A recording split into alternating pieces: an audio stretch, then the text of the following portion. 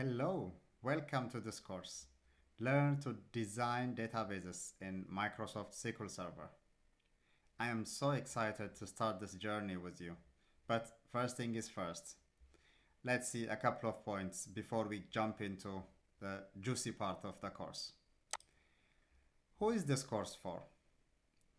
This course is ideal for people who want practical on-the-job training about how to design a database and how to actually develop a database. So we will start from defining the requirements, and then we will design our database and implement it or develop it. This course is also ideal for people who want to have practical experience on database, on how to create a database, how to design and implement a database with all the production level bells and whistles of a database. And this course is also a good course, or an ideal course, I would say, for people who have enough practical experience with other relational database tools like Oracle or MySQL, but who want to expand their knowledge on SQL Server as well. Okay. Who is this course not for? Maybe it's better to say you may not get much from this course if you are starting your database career, because this is a little bit advanced course. So if you want to start from scratch, you can start from my Introduction to Database Concepts course. Let's move on. What will be in this course? So this course is in this course we will design and develop a complete real-world database for a local training center. They want to develop a complete application, and for that application we will design the database and we will develop the database. So in this course we will see understanding requirements. We'll have a raw requirement from a client, and we'll understand the requirements. We will translate that requirement to our database table designs, and we will create our tables and apply constraints. Any type of constraints required for our database, we will see how we are going to apply that. And also we will define table relationships. We'll see in detail when we get to it. We also define some advanced queries for reporting needs. Okay, only entering data to our database is not enough to create a database, right? Because applications will require not only to enter, update or delete data in our database, but also to query our database to get some meaningful reports from our system, right? So we'll see some basic queries, advanced queries in a sense. The techniques that we use are advanced, but critical reports for this application. Who is teaching this course? So my name is Barakat Walde, and I have 15 plus experience in the software industry as a developer, as a full stack developer, as a tech lead, and now as an architect. I have certificate, or I'm certified in SQL Server as a SQL Server developer.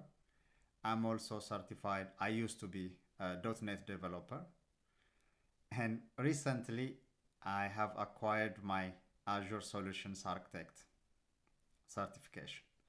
So enough about me and enough about the chit chat. I hope you are excited as I am to start this journey. Let's get started. In this section, we will set the stage for the entire course. So we will explain the problem or what the client is looking for. And from that onwards, all the following sections will depend on this requirement. So we will design and develop the database based on the requirements and the design considerations or the expected design considerations defined in the section. So this is a very critical section. It doesn't have any practical lessons or any practical things that we do in this section, but this is very critical section because in this section we will explain the requirements and we need to clearly understand what is the client looking for. Okay, so without further ado, let's get to it. In this section we will see the problem, what the client's requirement is. Okay, so let's explain the problem first. Before we start solving the problem, let's explain the problem and have a concrete understanding of what the client is looking for. Okay, so the local training center needs a software system and they contacted us. So for us as a database designer and database developer, we have to understand their need first so that we will be able to design and develop the database, and then we'll send it to, or we will pass it to the software development team. Okay, so the system must maintain, this is the requirement from a client, we want the system to maintain our trainee list, our instructor list, our course list, and also we would like to maintain the data for which student or which trainee takes or is taking which course, as well as which instructor is teaching which course. Okay, and also student payments or trainee payments. Student and trainee might be used interchangeably throughout the course, so I hope you will understand. So student payment has to be maintained. Okay, this student paid this much amount for this course on this date, something like that. Also, they want to maintain communications, any type of communications sent to trainees and instructors. Final requirement is they also want to capture trainee feedbacks for the courses they took. Okay, for the courses they registered, they paid, and they completed. Okay, so for those courses, they want to hear feedback from their trainees. So this is the client requirement, and this is the requirement that we are trying to solve. So in our upcoming lectures, we are trying to solve this problem, or we are going to design and develop the database for this requirement. Okay. See you in the next lecture. In this lecture, we will discuss about some of the design considerations that we have to apply or we have to keep in mind while designing this database. Okay, these are very basic design considerations, nothing fancy. So the first one is, as any database developer or even software developer, the first requirement is it has to be clean and simple, no junks, and simple to use and simple to understand by other peoples. Okay, so as much as possible we need to design and develop a database which is clean and simple. Also, we have to use proper data type and size for columns.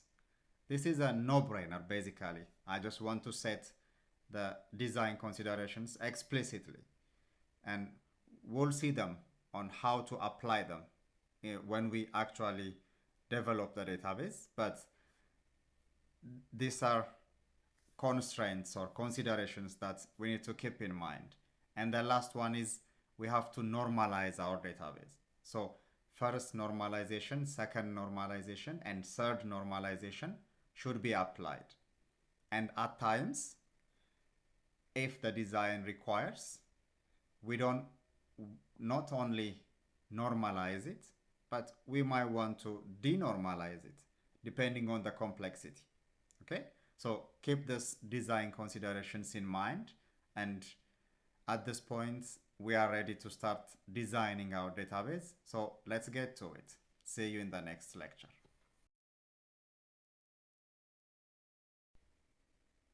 All right, now that we explained the problem and understand what the client is looking for, also we set the design expectations. Now in this section we will start our development process, and that process starts by mapping the client requirements with the database tables, and it goes from there. So let's get to it.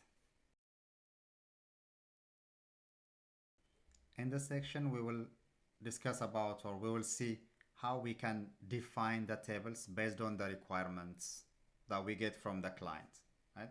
So we will focus on the functional requirements based on the information we got from the client, but also we will consider one non-functional requirement that we can achieve from the database side. So let's get to it. Now, based on the requirements, the client wants us to maintain list of trainees. So for that, we'll have table trainee. Instructor list, we will have table instructor. Okay, it's a simple mapping. Course list, course table course, and there is a requirement for us to maintain which trainee took which course or is taking which course.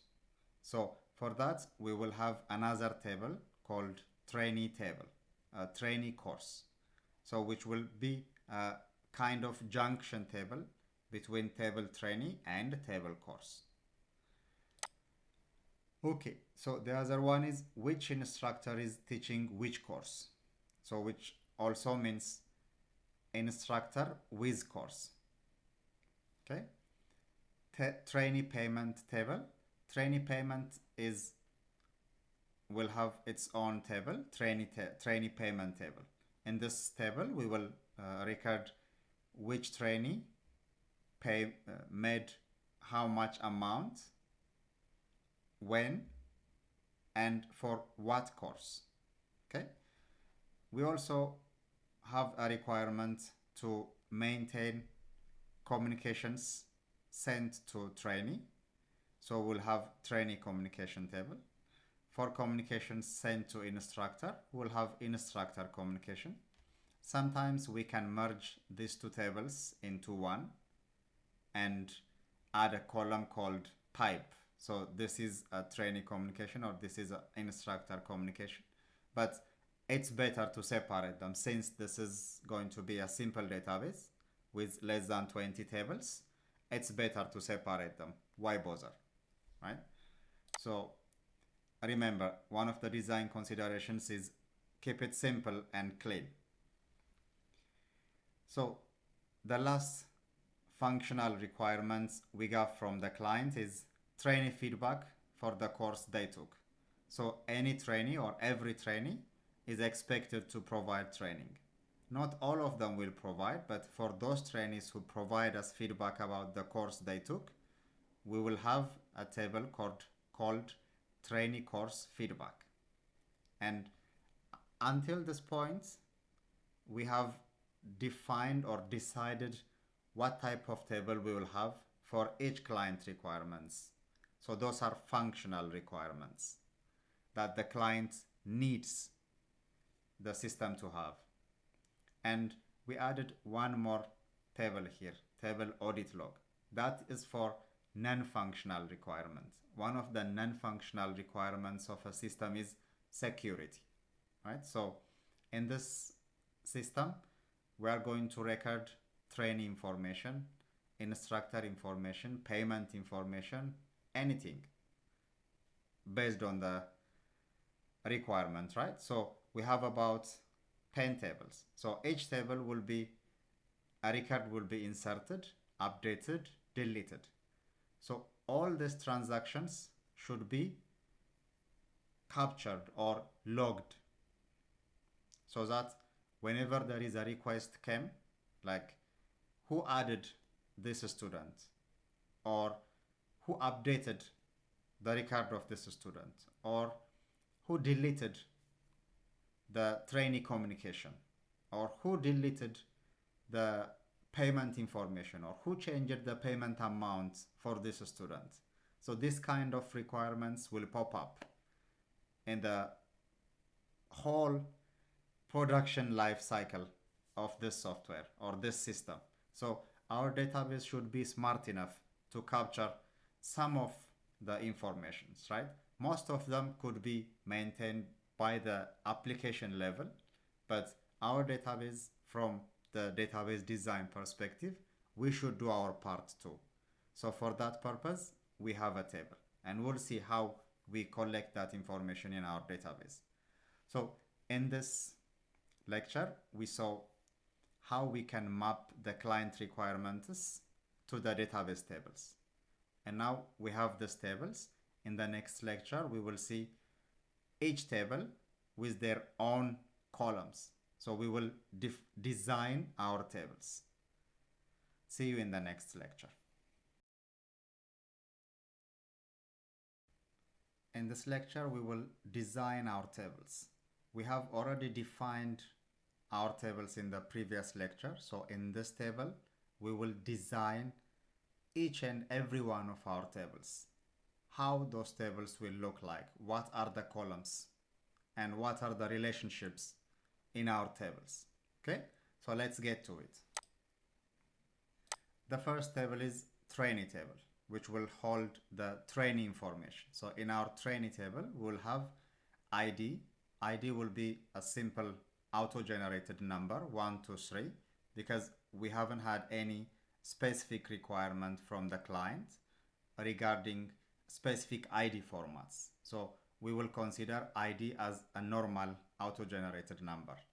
And the second column is full name, and then gender ID, birth date, phone number, email address, and address. So these are the fields or the columns that we want to capture for each and every trainee.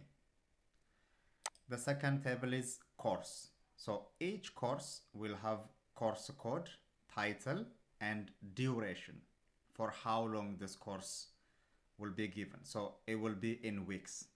Okay. So duration will be number or integer, and how many weeks will be the number. Next is our table instructor. For table instructor, we will have the same column names for table instructor: ID, full name, gender should be gender ID, birth date, phone number, email address, and address. Let's move on. And now the next requirement is to maintain the data of each trainee and the course they took. So for that, we defined it should be a table called trainee course, and it will maintain trainee and course information, right? So our trainee course table will have its own primary key first, and then trainee ID from trainee table, and course code from course table. And then we'll define start date, end date, when this trainee started this course, when this trainee completed this course, if completed, right? So we also maintain the status. So the status will have 3 values. N means new, just registered. D means dropped this course. And C means completed this course. So these are the columns or the type of information that we want to capture about trainee and course. Next is trainee course payment. So we want to maintain each and every payment that every trainee made for their course. It will be maintained here. What are the informations we will capture for this? ID. Each table will have an ID except course. Course will have code, but still it's a unique primary key for this table. So ID will be a primary key for this table as well. By defining primary key column ID in all our tables, we are defining or we are applying the first normal form, right? Each and every table will have a unique column. And the second one is trainee course ID, because trainee is making a specific payment for every course. There is no payment without course. Every payment should be made for a specific course. So we are not capturing trainee ID here, remember. We are capturing trainee course ID. The trainee is making a payment for a course that he or she is registered. And we'll have pay periods. So since the course's duration is in weeks, payment is also per week. It should be paid every week. It can be paid once in 2 weeks. That could be a different arrangement, but basically pay period is per week. And we will capture amount paid, and payment date. Next. And in this table, we will capture which instructor give which course. So ID, instructor ID, then course code, start date and end date. End date means if the instructor leaves the training institution, or if the instructor is assigned to a different course and stopped giving this course. For example, the instructor was new, so we give him introductory courses, and when the instructor gets more experience, we will assign different advanced courses for that instructor. So the instructor course will have end date if required. For most of them, end date will be null. Okay, let's move on. Next table is trainee communication. So this table will capture any kind of communications made for each trainee. So we will capture trainee ID communicated, and if the communication is about a specific course, because communications made with the trainee without any course. So for example, we are having an annual sale. Could be a communication will be sent to trainees, right? So in that case, we are only entering trainee ID. We are sending this communication to this trainee ID, but not specific to a course. So trainee course ID could be null. But sometimes if the messages or the communication is about a specific course, for example, you missed a payment for this course, please make your payment as soon as possible. If that's a communication, then it should be for a specific trainee course ID. And we also want to capture the communication media. How did we communicate with that trainee? Did we send SMS? Did we send email? Okay, and then the message copy will also be stored here. Let's move on to the next.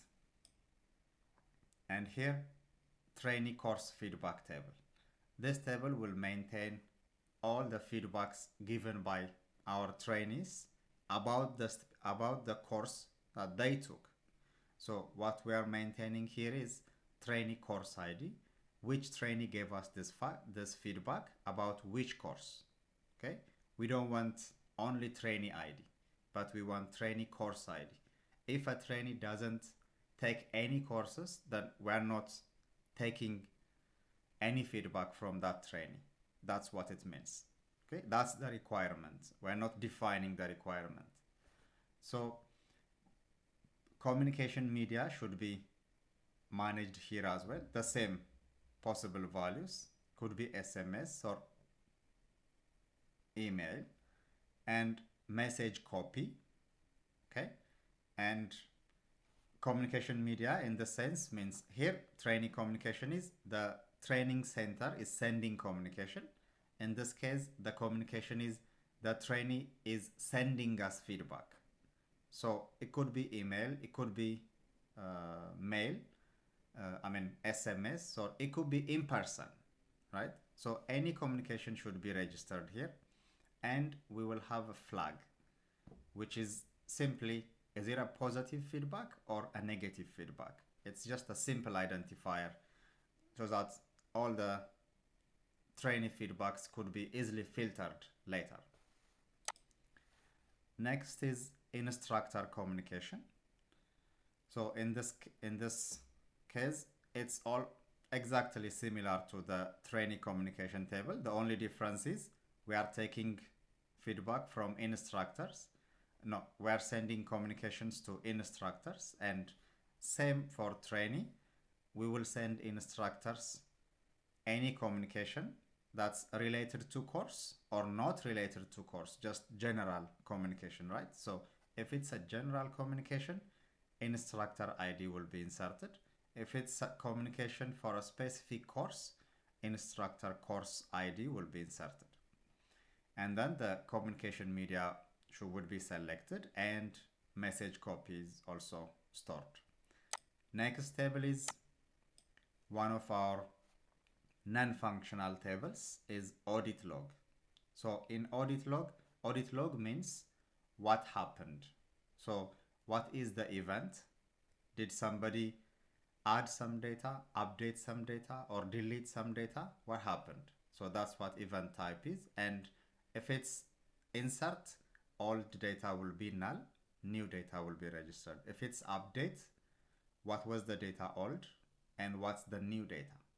Okay, in case of delete, old data will be the deleted data, new data will be null. The same case. So, and we will also register event date. When did this happen? Okay. And this table should have user ID as well. So in the next table, we have user table. This is also a non-functional requirement, right? The client only tells us the functional requirements, the functional tables, but every system should have a list of users with their username and password, right? That they should be able to log into the system, so that whenever they do something in that system, we will capture what they did and who did that. So for that purpose, we need user table. It will have just a simple table, ID, full name, username, and password. So in the previous table, in our audit log, we will have user ID as well. Who did what? Okay. Next is gender ID table.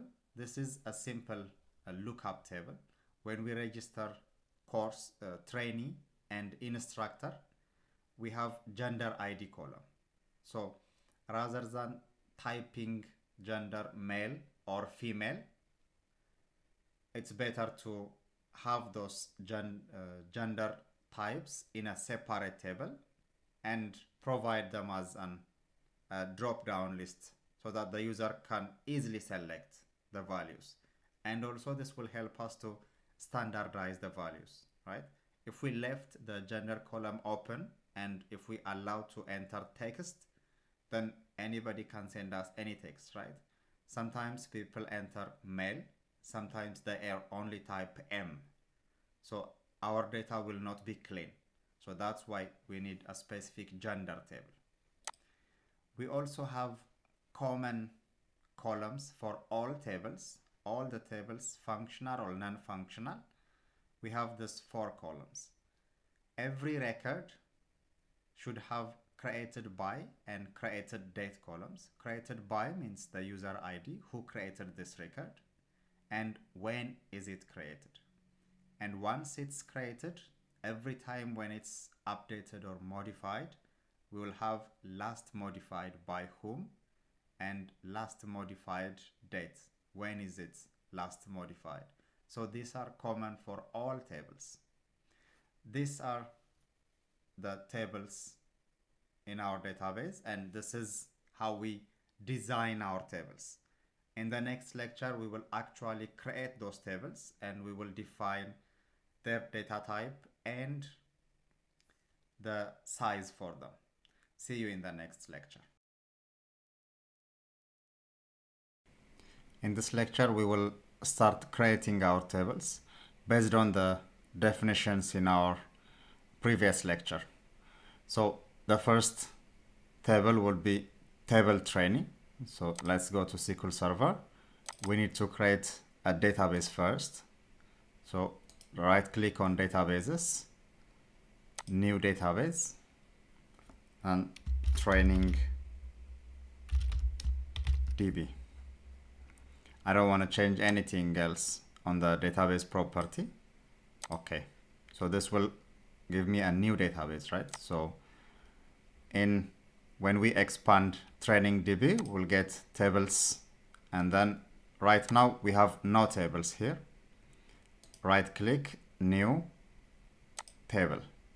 Now we are going to create our very first table called table trainee.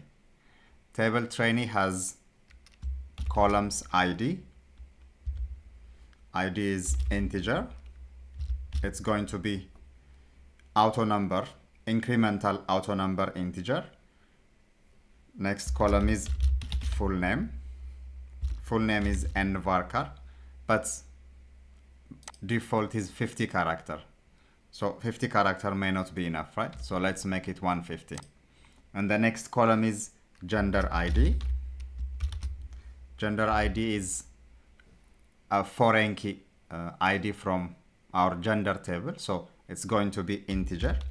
Since gender, in gender table, our primary key ID is going to be integer. So its foreign key should be integer as well, right? So this is gender ID, and then birth date. Birth date's data type is going to be date. The next column is email address. Email address is also nvarchar. Actually, this could be varchar. Yeah, actually, it's better to have nvarchar. Nvarchar and varchar, the difference is if we used varchar, then the only characters allowed are English characters. Okay, it will use ASCII code. But if I use nvarchar, which means it can accept any Unicode character. So let's make sure it's open. Okay, and this could be 150 as well, the maximum I would say. And the last column is address, and address could be nvarchar as well, and it could be about 250 maximum. It shouldn't be more than that. So these are the columns that we defined for our table trainee. And a couple of things to note here is we don't want anything to be null. Every student should provide this information. And ID is going to be primary key. So this will fulfill the first normal form. And all the other, we carefully selected their data type and their data size as well. Now let's save this table. Save table trainee. Okay. And one last thing, in ID, we said ID should be auto incremental. So after we select ID, on the below properties window, we have an option to specify identity specifications. Identity specification means this column is going to be an identity column, which basically means auto-numbered column. Okay, it has to be integer to have this option. If I select full name, this identity specification will be disabled. Okay, I can't turn it on. It has to be integer, so I can turn this on. So I can double click on is identity. It will change no to yes, or I can type yes. And now this column is auto-numbered. The auto-numbered option is it starts from 1, the seed number is 1, and it increments 1 every time when we add a new record. That's it. That's all we want for this table. Save. Now we created one table. Let's create the next one. Our next table is table course. So here, if you didn't see the new table, you can right click on tables and click refresh. You should get the table. Now right click, new table, table course will have course code. Course code should be n varchar.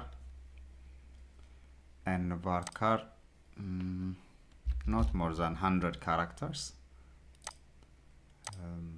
Actually code, it should be 25. Shouldn't be more than 25. We can give any large number that we want, but we have to be conscious about the size. If we said n varchar 250 characters and SQL or our course code we only use 5 or 6 characters or 10 characters, then all the empty space is going to be wasted, right? So we don't want that. That's why we have to carefully select, and we shouldn't make it too small. If we make it too small, whenever we try to enter data, if the number is, like I said, course code character should be 25 characters, and if there is a course code that's more than 25 characters, our insert statement will fail, right? So I don't want to do that as well, but I believe 25 is more than enough for a course code. It's not like course title. So title, I would say it could go up to 100 characters. And the next one is duration. Duration is in weeks, so it's going to be integer. It will be number. If we enter 1, it will be 1 week, 2 weeks. And there is no in between. We don't have a duration called 2.5 weeks, right? So I don't have to make it decimal or float. Integer should be fine. Now these are the columns for our table course. Everything should be filled. We don't allow nulls. And course code should be primary key. But now course code is n varchar. So course code could have its own formatting. So it's not simply a number that I can make auto format. So our job is done on this table. Let's save this table. The name is table course. Now let's add one more table. Table course. Table trainee course. Right? So I can refresh this. We have 2 tables. And now let's create the third table that will join this, right? This table trainee will have list of trainees. Table course will have list of courses. And the third table that we are going to create is, it will maintain which trainee has which course or which trainee took which course. Right? So this will have its own primary key ID, integer. It will be auto number. And then trainee ID, integer. Course code, n varchar. Course code, when we define the course code column, the size we gave is 25. So we can make this one 25 as well. Actually, we should. 25 or more. Okay, but it doesn't make sense to give it more because anything more than 25 is not going to be recorded in this table. So it doesn't matter if we want to expect it here. It will never happen. So the other column is start date. This is date. Then end date. This is also date. And the last column is status. Let's give it 5. Okay. Now, I don't want anything to be null here. But one thing is for sure, right? In this table, end date is going to be null. When the trainee started taking a new course, at the beginning, end date will be null. End date will be populated when that trainee completed that course. So end date, we have to allow null. And ID should be primary key. In addition to that, ID should be auto numbered. So identity, yes. I'm using auto number from the old SQL Server version. In this version, actually it's been a while. They call it identity column. Now we have completed everything. Let's save this table. The table name is going to be table trainee course. So now we have created 3 tables. We won't have enough time to create all the tables like this, right? But we have seen most of it here, and I will pause the video and create all the tables, but I will show you the column names and the values that I use for each table. Okay, now we have created all the tables. So let me go through them one by one. And I also made some modifications based on our discussion when we define our tables. So let's see the first table that we created, trainee. We have already created this together, but I added this 4 columns. As we discussed when we define our tables, these 4 columns should be in all our tables, because this will tell us who created this record and when, and also who modified this last and when. So these are very critical columns, so we have to have them in all the tables. Okay, and if you see here, created date, we used new data type. When I say new, we haven't used it when we create the tables earlier. So this is a date type. When we register birth date, we only need the date, right? We don't care about what type. But when a record is created, we want to know exactly what date and what time, right? So we used date time in these columns. So this is trainee, and course table, the same thing. Or in trainee, we have to add phone number,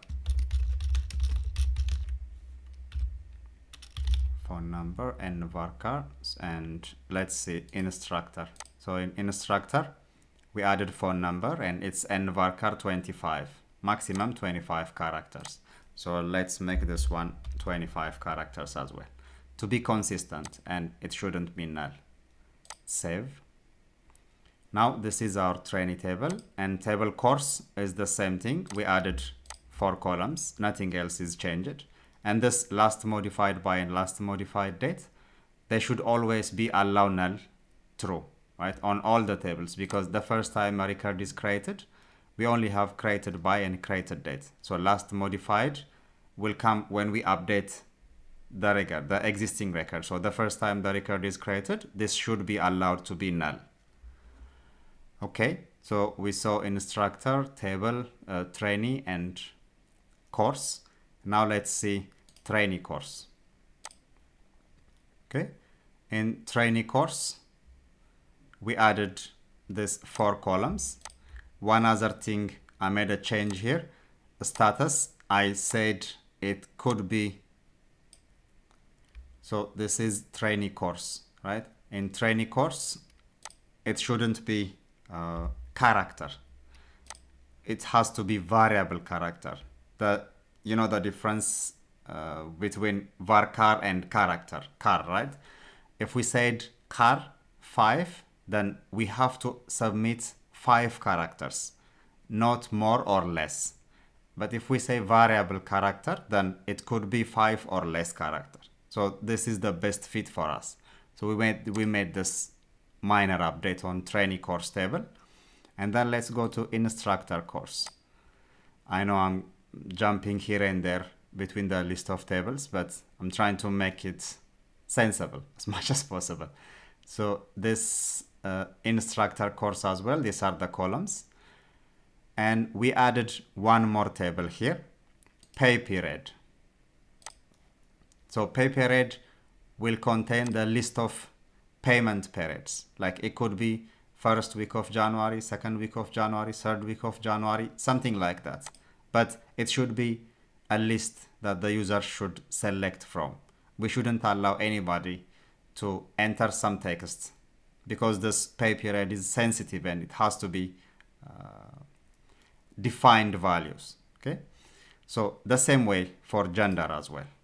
Okay, we created gender table to make sure the male, female, and other options that we will provide have a standard name, right? Sometimes if we allow the user to enter data as a text, some people will say male, the full character, the full name, and some people will enter M, okay, and some people will enter F, and some people female. So we don't know. It's really difficult. Some people may enter boy or girl. We couldn't we couldn't control it if we open it up for users, or we have to implement painstaking validation. So we don't want to do that. The easier way to do is to provide the list of genders and require them to select from the provided list. So that's why we did for gender, and the same thing, we added pay period.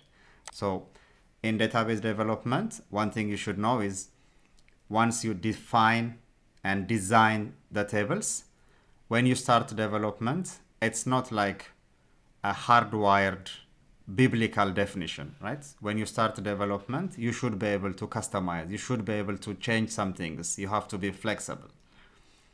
The design of the tables is a guideline. It should be a guideline, not a hardwired rule that you are not allowed to change. You should be. Okay, it has to be flexible as much as possible. Okay, so that's why I made some changes, and you will have this experience as well. So this one should have primary key. I forgot that. And instructor communication, the same thing. Everything is as we discussed. The message copy here and varchar 1000 characters. So when we communicate with instructor, or the same for trainee communication, the communication message should not exceed 1000 characters. After that, it's just too much, right? So even for trainee communication, 1000 characters should be enough. So let's check trainee course payment. We use one more new data type here, money. Okay. In payments, we have amount column. So in amount, we are expecting money to be entered, right? This much amount. So we can use money as, if I said integer, it will only accept whole numbers. If a customer paid $10.99, then I can't accept this. I have to say 11 or 10. So for that flexibility, our data type for money should be money. Okay, so this is the overview. We also have user table. This is, as we discussed in our design, this is the table that will contain all the users that will be allowed to log into our system. This is a simple table design. If we want to implement advanced security like role-based security, then this will not be enough, right? This is just a basic table design. Okay, so, and the last one that I'm going to show you is audit log table. In audit log table as well, as we discussed, these are the columns we're going to capture, and created date, created by, and created date will tell us, or last modified and last modified date will tell us who made the changes and when. And old data and new data, it could be a huge data as long as it could be, right? So we have to accept anything that's available or that the user tries to enter as much as possible. Of course, varchar will have maximum limit at some point, but in my experience, I've never seen any content that exceeds this max. Okay, if it exceeds from max, we can convert it to text, but this should be enough. In text means we can save a whole book in it. We're not going to do that in this application, so this should be enough. So these are the tables, and I will make sure to attach this database backup in the resource folder, so you can get the complete database backup in the resource folder. You can download it and check, and also you can use it as a reference, right?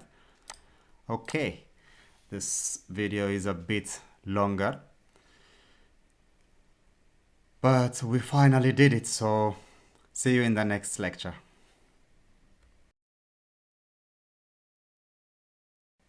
In this lecture, we will apply the relationship between our tables that we just created in the previous lecture. So let's get to it. First, let's identify which tables should be related, right? Actually, we discussed this when we define our tables, but let's go through it one more time. Okay, so the first one is trainee and course should be related, and the intermediary table is trainee course. Why do we need a third table to join or to create relationship between these two tables? Is because trainee and course have many to many relationships, right? One course could be taken by multiple trainees or many trainees, and one trainee could take many courses, right? So they have many to many relationships. When this happens, in case of two tables have many to many relationships, then we should create another third table, which is called junction table, and it will maintain the relationship between those two tables. So let's see how we will define the relationship, right? So let's create database diagram. It will be more visible and easier to do. So let's open database diagrams. You'll probably see this option. Just say yes, and then right click on database diagrams, click new database diagram, and then we can select as many tables as we want. But for each relationship, we can create separate diagrams just to make it more manageable. So let's create one diagram for trainee, course, and trainee course. Now we have these three tables. Table course code is the primary key, so I can drag that to course code. This is one relationship. And table ID, table trainee ID is trainee ID here. So always we will drag the primary key into its foreign key. So what I'm doing is click on ID, drag it, and release it on trainee ID column. So this is a primary key, this is the foreign key. The same for course code. And as you can see here, it will identify the primary key has a key sign, and the infinity sign is for the foreign key. Okay, so if you haven't done this right, you can identify by seeing this icons as well. So let's save this one, and not diagram 0, but diagram trainee course. Yes.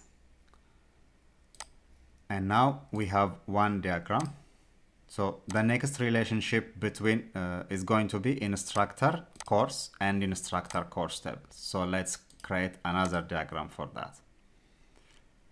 Course, instructor, and instructor course.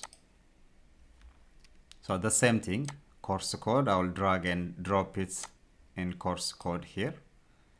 Okay. ID, I'll drag it and drop it, so instructor ID. This will just is telling me what I just did. Okay, just for confirmation. Okay, now save. This is diagram instructor course. You can give it any name you want, but I think this is more meaningful, or I'm trying to make the diagram names more meaningful. Refresh. So now we have 2.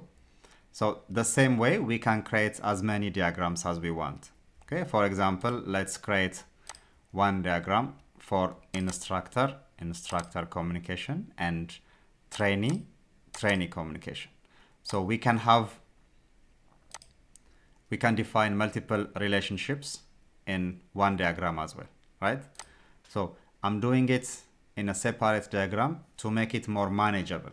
But in production environments, you might want to do it all in one diagram so that it will be easier to visualize the whole database. But in production database also, it might not be applicable because you will have hundreds of tables. So it's impractical to try to design the whole database diagram in one design. Okay, even if we manage to do it, it will be almost unusable. It won't be able, nobody will be able to understand that, or it will be very difficult to understand, right? So now what I'm trying to join is instructor with instructor communication and trainee with trainee communication. So trainee, drag, and release it here. So trainee and trainee communication is done. And now instructor ID to instructor ID is done also. And now if you see these tables, it will also expect trainee course ID, instructor course ID. So let's add more tables. Just right click on the white space, add table. I will need instructor course, trainee course, and also trainee and instructor will require gender ID. So let's add gender table here as well. So now gender ID will go to instructor gender ID, and gender ID will go to table trainee gender ID. And now instructor course.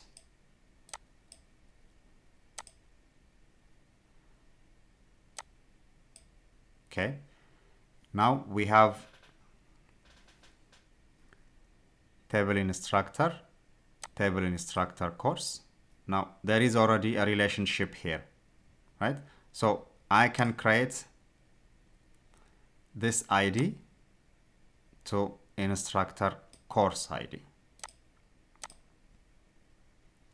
And the trainee course ID is going to be, let me move it here just to have more visual here. And then the trainee course ID will be in here, trainee course ID. Now once we did this, it looks messy, so right click, arrange tables. Okay, now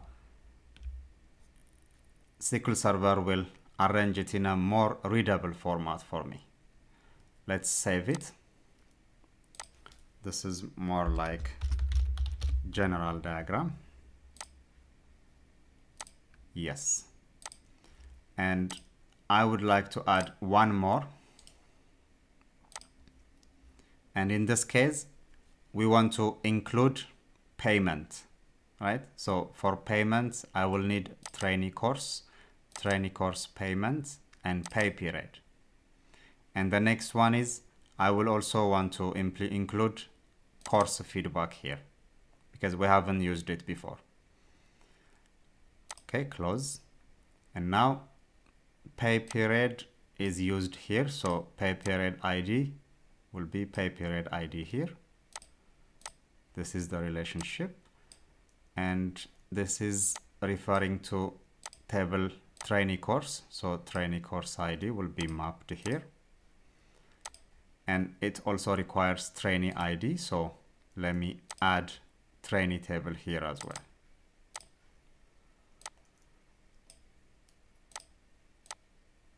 Trainee course ID. Okay. Now trainee course payment should be related to trainee course. So let's move this one closer. This trainee course ID should be here. So now we have completed our design, arrange tables. Right click on the white space and click arrange tables. So the design is like this. Let's call it payment and feedback. I should say trainee course. It doesn't matter how long it is. SQL Server won't care. So I can make it as long as possible, as long as it's more descriptive. So this is how we create relationships between our tables. And as you can see, it's easier to design, it's easier to visualize since we have a clear diagram that we can look into. Now we have 4 diagrams. I think everything is mapped. I don't think we missed anything. See you in the next lecture. In this lecture, we will apply some constraints in our database columns. Mainly, there are columns that we want to make unique, or we want to make sure that they are unique, even though they are not primary key. And there are some columns that we should be able to define possible values or a range of possible values. What do I mean by that? Let's see. So in table course, if you see duration should have a limited number. So what we get from the customer or the client is all our courses are in less than 3 months. 3 months means 12 weeks, right? So all courses should not be less than 3 weeks and should not be greater than 12 weeks. That's what the requirement that we get from the client. So this could be verified by the software developers later, but we have to make sure our database will prevent those kind of problems as well, right? We shouldn't let that slide. So what we can do is we can create constraints. So to create constraint on our columns, this is duration column and it's integer. Right click, create or check constraints, and sorry, let me come back.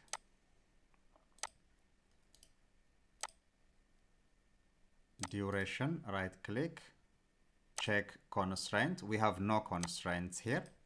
Now I want to add a constraint, and here, as you can see, we can add expressions to it. So I will click this small button, and then the expression I want to set is duration column, or duration value should be between 3 and 12. Okay, close, save. Now the constraint is saved. If you want to see it, right click, check constraint, and this is our constraint. SQL Server will format it in a proper way, but it understood what we want to do. Duration column should be greater than or equal to 3 and less than or equal to 12. So every duration should be between 3 and 12. So how is this going to be verified? Let me show you with an example. So let's try to enter a record here. Now, comp 101, title, introduction to computer, and now duration is 4 weeks, which means, right, entered by Barakat on December, let's pick one date, enter. Now last modified by and last modified dates are nullable, so I don't have to enter anything here. Now SQL Server accepted this value, right? After I entered all the data, when I hit enter, I got this. Now we can check. So this is our data. Now if I try to enter 2 in duration, it shouldn't accept that, right? So when I click enter, this will tell me I can't do that. There is a check constraint that has a conflict with the data you entered. So this is how our constraints work. Okay, so let's delete this data. We don't need this. And we need to apply this in as many places as we want. As long as, I mean, it depends on the requirement that you get from the client, right? But this is how to set check constraints. And when we create a constraint, let me go back one more time. As you can see it here, we have multiple options to select. Okay, when you create this constraint, do you want me to check it on inserts and updates? Yes. Enforce it for replication? Yes. And also, do you want me to check existing data, which means if we are creating this constraint after we have some data on the table, this will be a useful or important decision. Do we want to validate the existing data with this new constraint, or we want this constraint to be applied on the newly inserted records and don't validate the previous ones. So we have to make a decision here. So these are the things with constraint. And now let's see another constraint. Okay, another constraint is, let's see it in table trainee.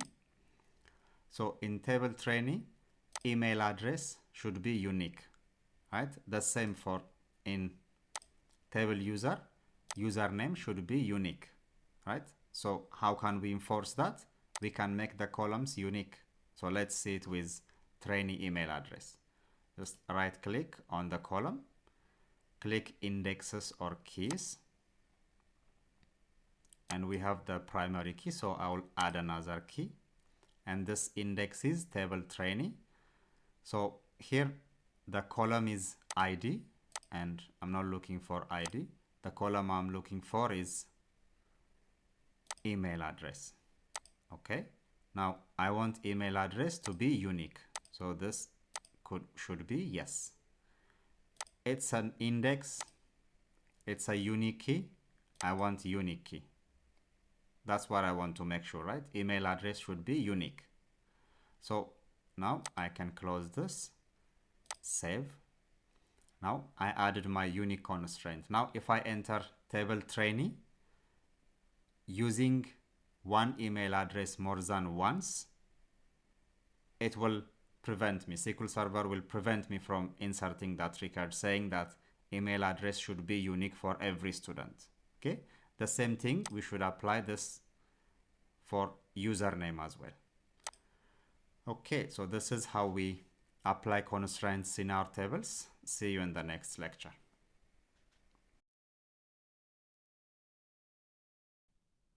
In this lecture, we'll see how to set up audit log triggers. Okay, let's go to SQL Server, and when we create our database, we created audit log table, but so far we haven't done anything for this table, right? So what we want is, whenever something happened on these tables, like if a new record is inserted, a record is updated, deleted, for these three operations, we want to have an audit log. When course record is added, I want to add something on this table that somebody added a course at this time on this date. Okay, when some record is updated, I want to add, or I want to write something about that event in my audit log table. That's why we have this audit log table, right? So from the application side, application developers can have their own auditing mechanism, but from database side, we have to do our part. We have to make sure that our database is smart. Our database is smart enough to know what's happened in those database tables. Okay, so I will show you an example of how we can set up triggers on table course, and the same logic can be applied for all the tables over here. Okay, so let's create triggers on our table course.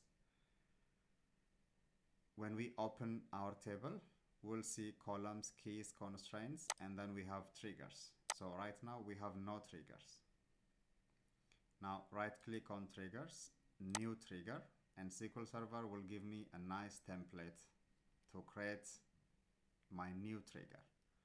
Okay, so let's clean it up a bit. All these comment sections, we should be able to document our code, but now let's not bother about that. So this is the juice of the code, right? So this is the syntax: create trigger, and then the trigger name and the schema. So the schema is dbo dot trigger name. You can give it any trigger name you want, but I want to make sure it's a meaningful name. So I want this trigger to be, it's a trigger, like we said, table for tables. I would prefer to say something about what this object is. So trigger underscore insert course. So which basically means what I'm trying to create here is a trigger that will get fired up when any record is inserted in this course. this is just a meaningful name. Okay, has nothing to do with it. I could say ABC. Okay, that's clear, right? So now in this, what I want to do is whenever some record is inserted in table course, I want to write something on audit table about the new record and who did that and when. Okay, so this is the table or the target table that we are going to listen any action to, right? So our table course, and which events are we listening?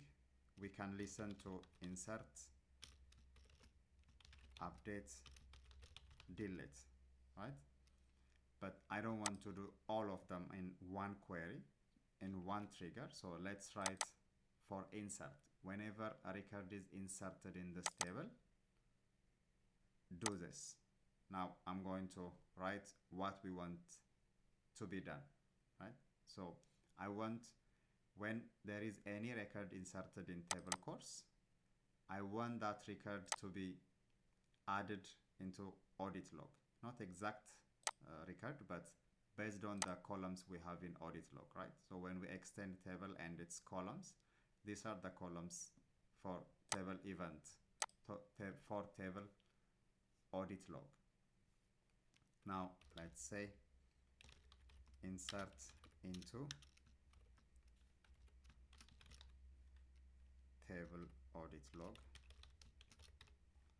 and the columns for this table is event type, ID is auto number or identity, so I don't have to provide that. Old data, new data, created by, created date. Okay, last modified by and last modified date will usually be null because this is a new record being inserted, right? So I don't want to consider that. And now what I want to do is to insert into this record is I want to insert something on this table when something is inserted in this. So SQL Server is kind enough to give me a table called inserted. So we will select all from inserted table, and let's give it an alias s, I. Okay, inserted is a built-in table into SQL Server when you create triggers. Now what I'm getting is when something is inserted and it's after insert, so insert is complete. Once insert is complete, do this trigger. Okay, we can also say if we want to implement something as a validation, we can say before something is inserted in this table, do this. Okay, but now this is audit log, so we are simply logging what happened, and inserted will give me what is inserted. Okay, so from that, what I want to select is the first one I need to provide is insert event type. So event type is insert, comma. The second value is old value. Old value, we have no old value, right? Since this is a new record. And now for new data, I want to concatenate everything in table course and put it in new data column. Since new data is n varchar of maximum size, this will handle that. Okay, so what I'm going to do is in bracket I dot course code plus, this is just a simple concatenation mechanism, right? Let's copy paste all this, and what I want is course code dot title, course code dot duration, course code dot created by, course dot I dot created date. Now the rest is unnecessary. Okay, in this table, these are the important columns. Last modified by and last modified date are not required for newly inserted. Usually they are null, or they should be null. Okay. So this shows new data, and created by will be, right, comma, I dot created by. Oh no, this created by means who created this log, right? This is created by db trigger. If the software developers did something to add into this record, so they will use their own created by user. Okay. So the last one is created date. Created date, I could use the system function get date. This will automatically take the current server date. So this should be fine, right? Now, what this trigger will do is, to go through it one more time, its trigger name is trigger insert course. It will get fired up after insert of a new record into this table course table. And when this trigger is triggered, this is what we want it to do. Insert a new record into table auditing that have these columns, and the data that you are going to insert is for event type is insert. It's a simple string in quotation. Old data, it's empty because we have nothing, but we can't say old data null, because when we create old data we said not null. Null is allowed for this column, so we can't say null. That's why I'm using empty string. And for new data, we want to store every data in that record, in that course code, or in that course record. I want to store, or I want to capture the entire record, so I can concatenate all the fields that I want to capture, right? Now, one thing we need to consider here is course code is text and varchar. They are all n varchar except created date is date time, right? So if we want to concatenate all the columns, it's better to cast everything into n varchar. So everything is text. It will be easier to concatenate. Okay, now a simple copy paste should work for all the other columns. Copy, paste, paste, paste, paste. So far so good. Oh, and varchar, this is not how you type it, man, come on. All right, looks okay, right? So let's execute this, and our trigger is created. Now in our table course, if we right click and refresh on triggers, we should be able to see our trigger. All right, so far nothing happened, right? If we open the audit log table, so far we have no record, because this trigger is simply created. Now whenever a new record is added to table course, it will be triggered and it will insert audit log record. So let's see. Let's insert one record in our course table. So let's copy this one, paste it here, and it's course code 3 about API. Okay, and its duration is 8 weeks. Now when I press enter, if all goes well, the record will be accepted. If there is any mistake in our data insertion, or in our data, or in our trigger, we will see about it. So let's click enter. So looks like everything goes well. And now let's check our audit log table. Right click on audit log table and select edit top 200 rows, right? So there you go, this is our record. Now if we see new data, right, everything is concatenated here.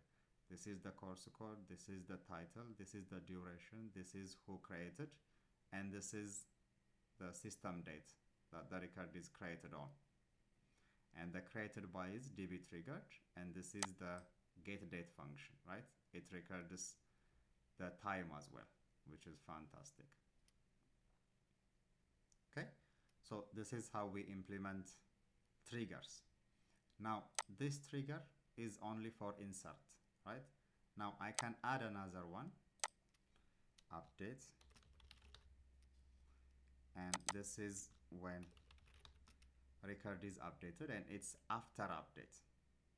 Okay, now we have to modify a couple of things here as well, so let's do that. Okay, so for update basically means one record is deleted and another record is inserted. Okay, that's how SQL Server handles it. So we can have two statements. This is only for update, so one is insert. Okay, so let's handle insert first. So this is inserted and the old data was empty, or this is update event, and this statement should be update as well. Since this is the first insert, I don't have old data. Inserted only gives me the new data, so this will be the new data, and I can copy this and add another insert statement. Let's add tables.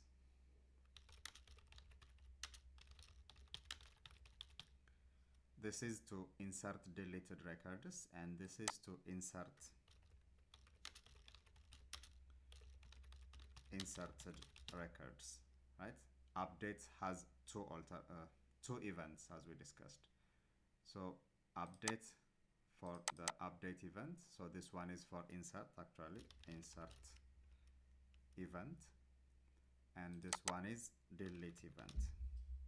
So for deleted, this SQL Server gives me deleted table, and this we can say this alias is D. So basically what we are doing here is when update is happened, what SQL Server does is it will delete the old record and insert a new record. Okay, so whenever update happens, what we are saying is capture the inserted record as one record in our audit log table and update or capture the deleted record in our audit log table as well. So whenever update event is happened on this table, then we'll have two records in audit log table, right? Let's see. Let's execute it. Looks okay. Let's go to our course, and now I want to update this. Just change the duration to 7 and enter. Looks like all is well, right? So let's go to audit log and refresh. Right click on the empty white space and execute SQL. There you go. Now this is what we have inserted recently. So this is an update event. So we have two records for update. The first one is insert event and the second one is delete event. And this is the value changed, right? This is the old record and this is the new record basically. So it was 7 duration, and no, the previous was 8 because this is delete event. So 8 is deleted and the newly inserted has 7 in it. So this is how we implement updates. And now let's add delete. I think this is straightforward right now, right? So we will handle the delete event, and we don't want this one. No need for this comment now. And this is a delete event. Basically this will be, I want this. So we're deleting a record.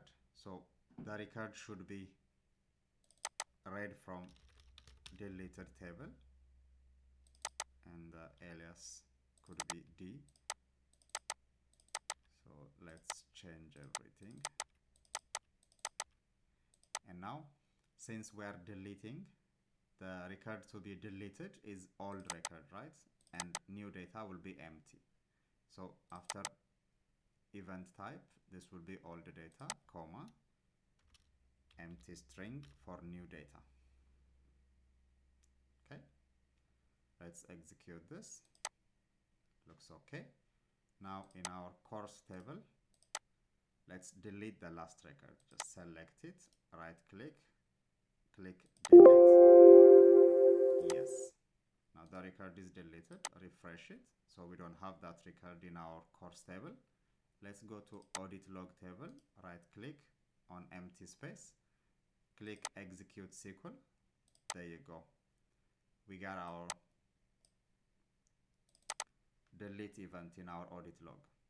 Okay, and it's registered in old data. The event type is delete and new data is empty, as we want it, right? All right, so this is how we implement audit log from the database perspective. See you in the next lecture. Congratulations, you just completed the database design and development section of this course. From this section onwards, we'll start our discussion on report generations, or how can we select data from our database using more complex queries to answer the report requirements. So in this section, we will start by answering financial report requests. Let's get to it. In this section, we will try to select list of trainees who make a payment for a specific payment period. Okay, and we can filter them for any payment period that we want. So let's see how we can write that script. So let's go to our SQL Server. This is our database, and I tried to enter some sample data. Some of the data might not be accurate, but still we have sample data that we can work with. Okay, so the question is, to repeat once again, what we are trying to answer here is, show me the list of students based on their pay period. Okay, when we say pay period, let's see the list of payment periods. This is just a sample payment period. Since course payment is every week, then we can say January 1st week, 2nd week, 3rd week, 4th week, and February. So for each payment period, how many students, or the list of students, for example, who make a payment for January 1st week.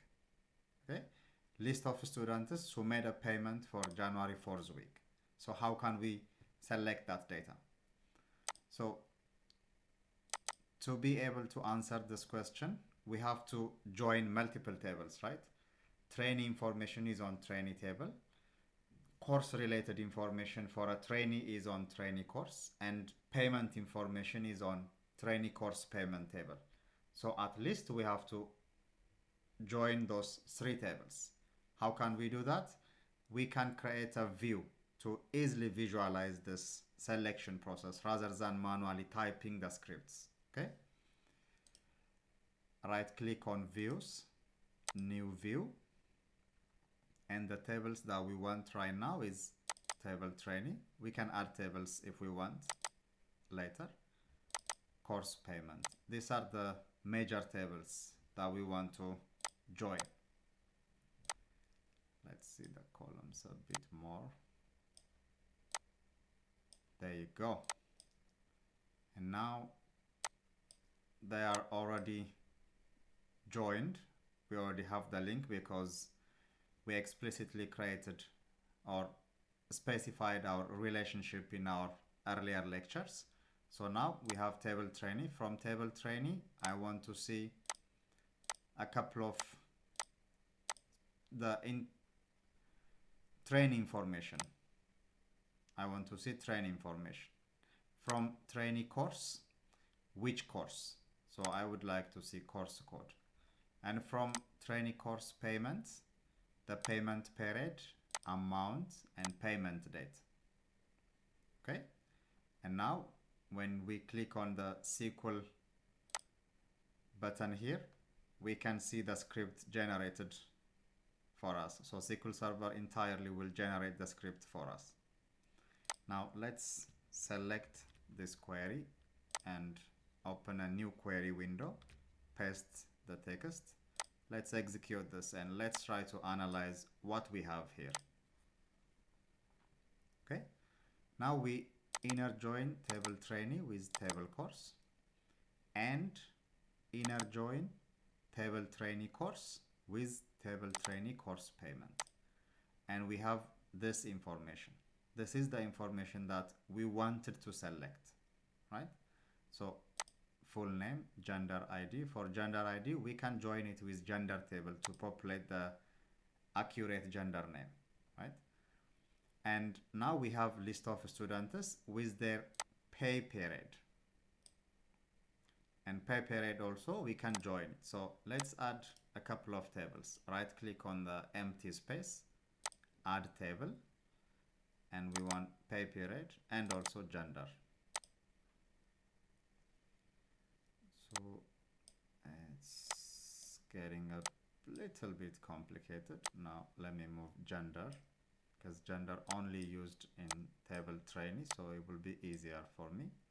Now remove gender ID and show name column, and here remove pay period ID and show name column. Now let's select this query. I can execute it here, right click, execute SQL, and see the data here, but I usually prefer this window. I have more room. Okay, so now execute, and we have this column. It says name and XPR1. This is because we have two name columns, gender table name column, pay period table name column, right? So this one, let's rename it to gender. We can use alias, right? As gender and as pay period. Execute. And now gender is here, pay period is here. And now for each payment period, we can say where payment period is from which table. Payment period is from trainee course payment, right? So for trainee course payment dot pay period. If I want to see January 1st week, the ID for January 1st week is, let's go to the pay period list, and ID for January 1st is ID 1. So I can give it ID 1. Now if we execute the script, now I will see all the payments made for January 1st week. And if we want to confirm period ID as well, in addition to seeing the name, we can add one column here. So this is the pay period. So now I'm seeing all the payments with the trainee information, who actually made the payment, how much payment amount, when is the payment date, for which course the payment is made, and for which payment period. So I can filter it by 2. If there is any, I can see. Pay period 3. I have a couple. Let's say pay period 10. I have no payments made for pay period 10, so it will be empty. But this is how we filter trainees or list of trainees based on their pay period. Which student make a payment for which period. Okay? All right, see you in the next lecture.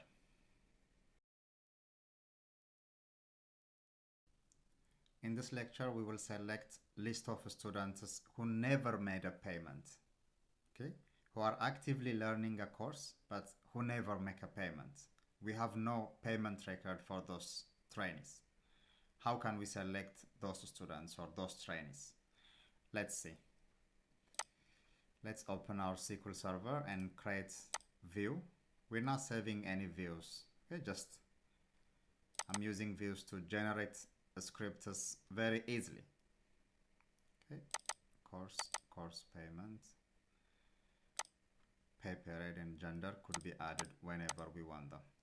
Okay, now let's extend this just a little bit. Full name, gender, birth date. I can select whatever column I want from trainee. For now, full name should be enough. Course code from table course from trainee course, and status. And from table trainee course payment, let's select this pay period, this amount. And now this data is showing me the list of students who made a payment. Okay, what I want to know is we have trainees, they are taking a course, which means they are on trainee course table, but they never had trainee course payment record. Okay, now let's copy the generated SQL statement and open new query window. Let's paste the query. Just to make it readable, let's put it to a new line. And now, as you can see, we have used inner joins for 3 tables. So trainee to trainee course should be inner join, right? We only want trainees who took a course or who have a course record. So inner join is fine. But the next inner join should be changed, right? Now what I'm trying to look at is we have trainee course, we have trainees, and they have trainee course, but they don't have payment record, which means this should be outer join. And outer join, I want to see the trainee course record, and trainee course is on the left. So I will say left outer join.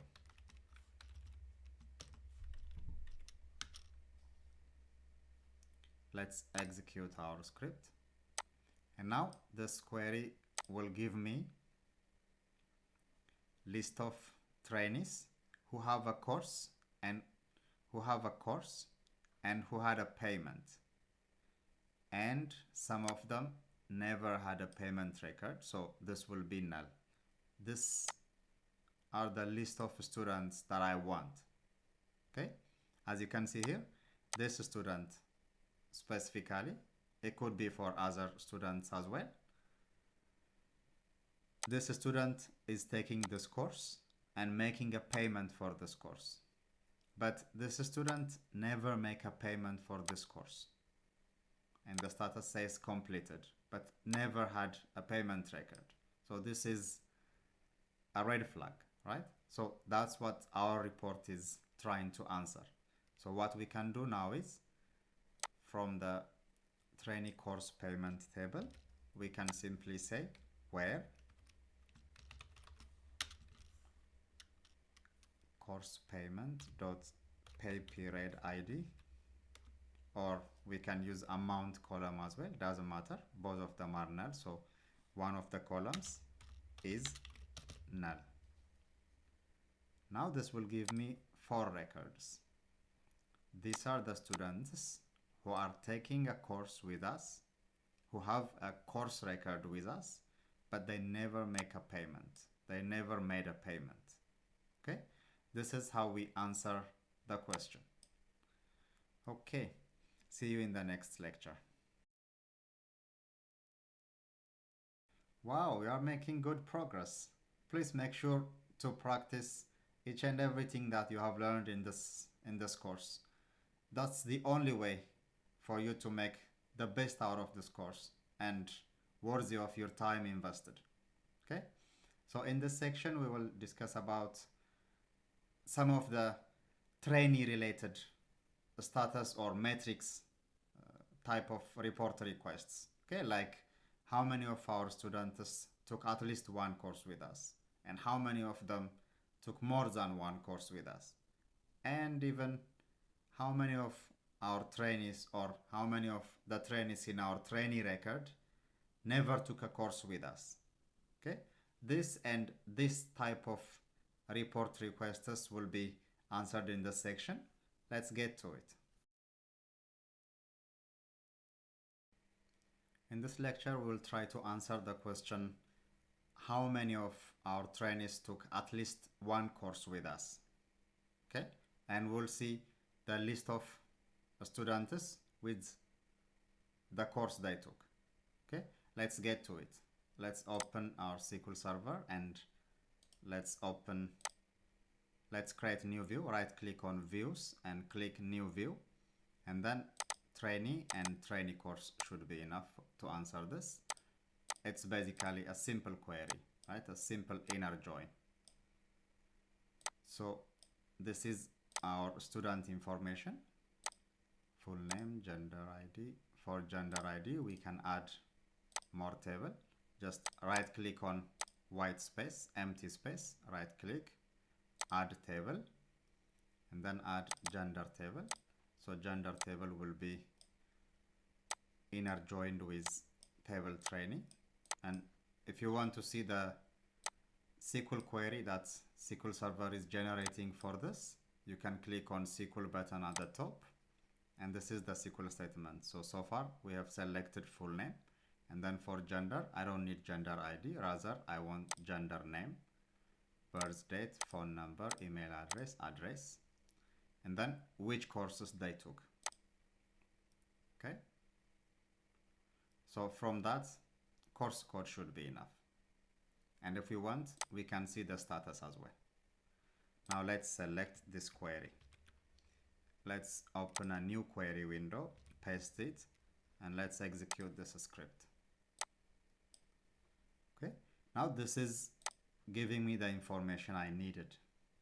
How many of our students or our trainees took at least one course with us? So these are the number of students, but make no mistake. Now it says 16, right? Some of the students took more than one course. So this is not exactly telling me how many students. This is telling me students with course information. So what the question is, how many students, right? Then we have to explicitly or uniquely select the list of students with the course they took. Okay, now the only question is, or the question is, list of students who took at least one course with us. So we don't actually, or we don't really need the course columns to be shown here, right? So let's remove them. Course code and course status, we don't need them. Now let's execute. Now this is what we see. Okay, now we want this to be unique, right? So we can use distinct column. Now this is the number of students. We have 7 students. Those 7 students took at least one course with us. Okay, and this only answers list of students. It doesn't try to answer, or it doesn't show which courses they took, because that's not the question. The question is list of students who took at least one course with us. Okay, so this will answer that question. See you in the next lecture. In this lecture, we will try to answer the question, how many trainees took more than one course with us? If they took one course, it doesn't count. We don't want to see their information. If they took more than one course, we would like to know who are the trainees and how many courses they took. If they took 2, then this trainee took 2 courses. If they took 3, then this trainee with the full name took this many number of courses with us. Okay, let's get to it. Open SQL Server and views. Since this is joining multiple tables, using views to generate the inner joins is the easiest option based on my experience, so we can use that. Right click on views, new view, trainee course.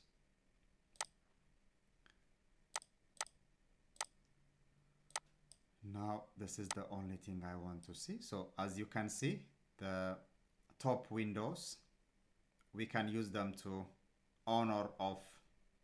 These are just toggle on and toggle off buttons. So if I want to see the result pane, the SQL script box or the filtering box, I can manage my own filtering criteria here, or sort it by this, filter it by this, or something like that. I don't want to do that. I want to create new view just to implement the inner joins. Okay, so now from this, let's select full name. We can select as many, but it doesn't matter. And now we will select course code. Let's see the SQL statement for this. Let's copy the generated SQL and open new query window, paste it there, and let's execute our script. So this is what we are seeing. Student name with the course they took. So for example, if you see here, Barakat Walde took 2 courses. Okay, basically this will answer our question, right? But this is not how the question is formatted. The question is, we would like to see the list of students or the list of trainees with the number of courses they took. So course code shouldn't say or show the list of course names or course codes, rather it should say 2. So if Barakat Walde took 2 courses, then Barakat Walde 2. Andre Johnson took 2 courses, then it should say 2. I also see Andre Johnson here, so 3, right? I want to see that number. So what we should do is we should group our data. Group by. So I want to group it by full name. And I want to count this one.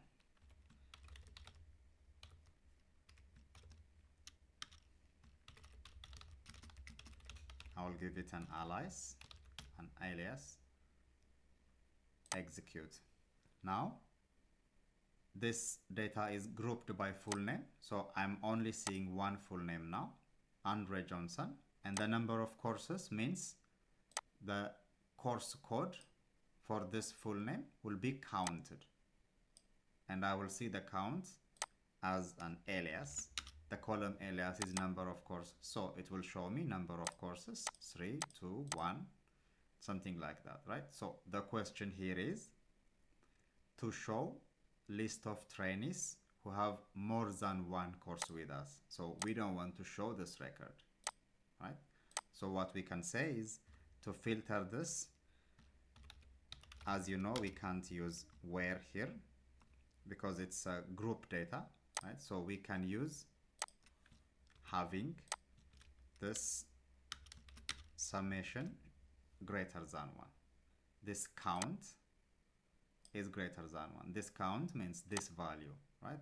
This value having greater than 1 should be selected. Now let's execute our script. Now I can see only courses 2 and above. So if I want to see list of students who took 2 courses, more than 2 courses, then greater than 2, it will only show me 3 and above. Okay, this is how we answer the question. See you in the next lecture.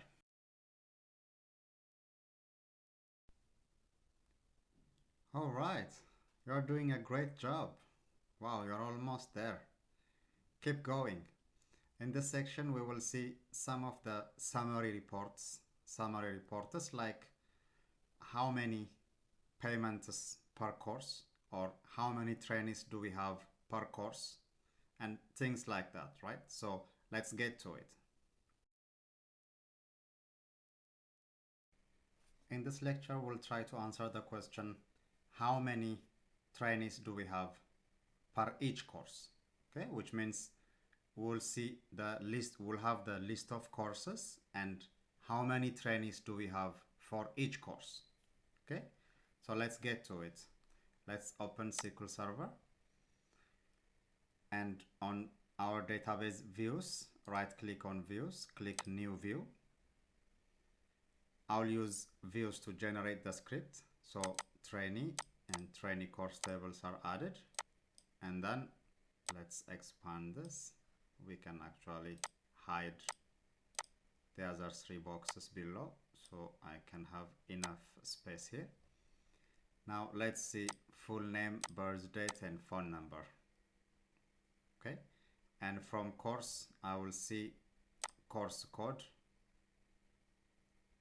start date, end date and status. Okay, so now let's execute.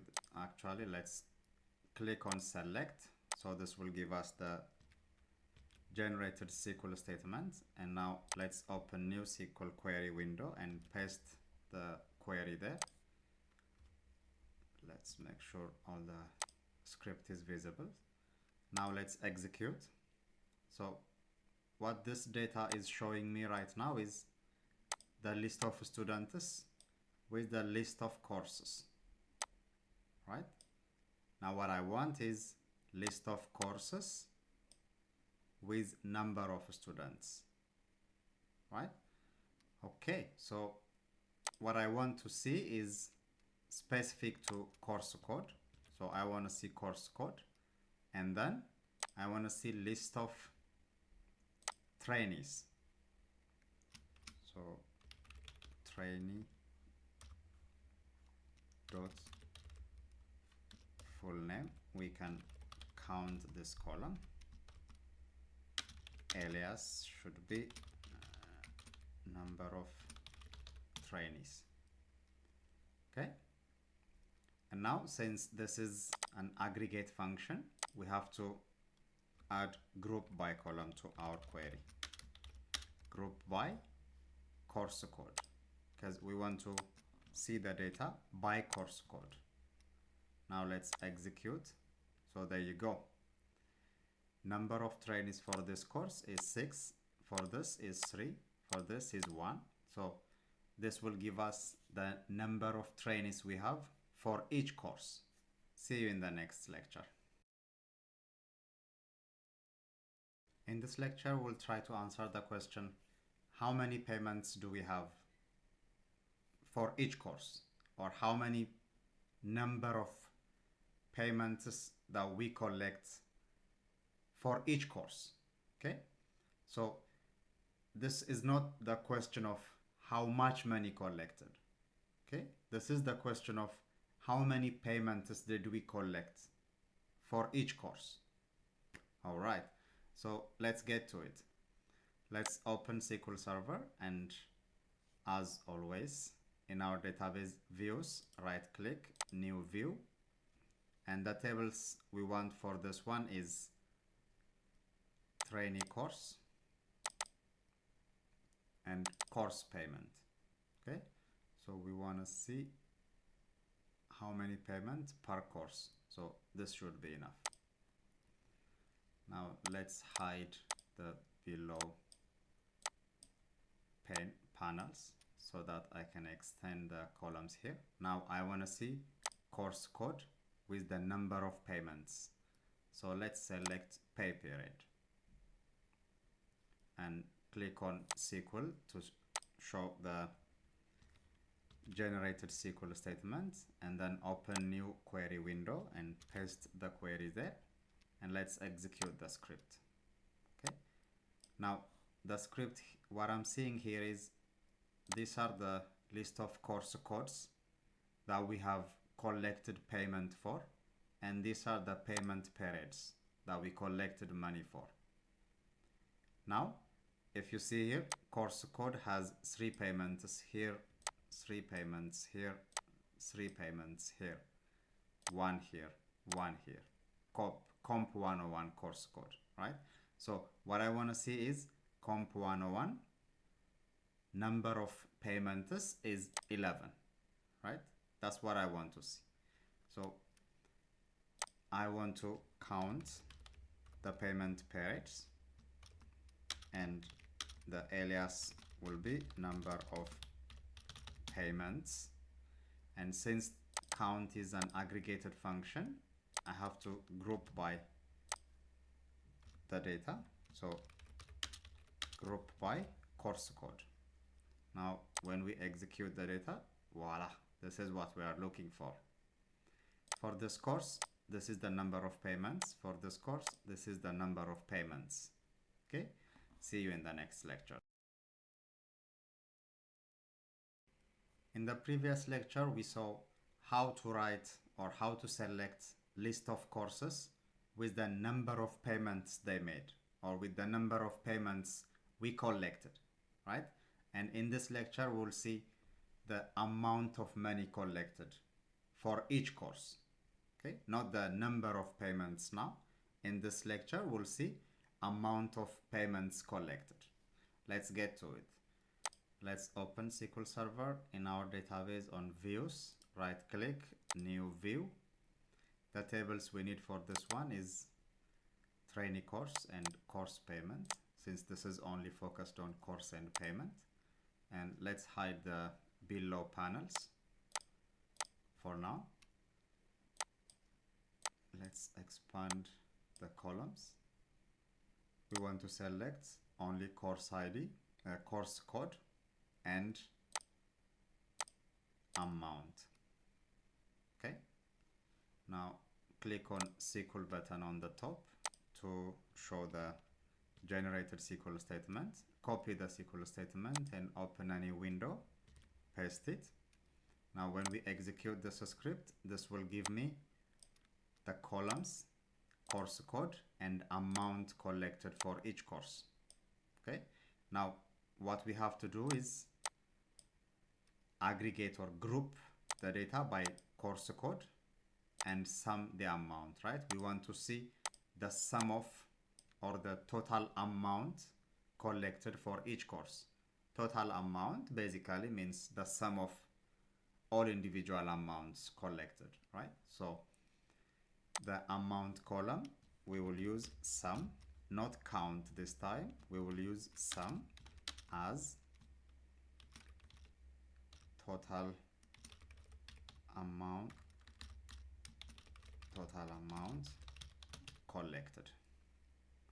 Now sum is aggregate function, so we have to implement group by. So group by course code. Let's execute our data, our SQL statement, and there you go.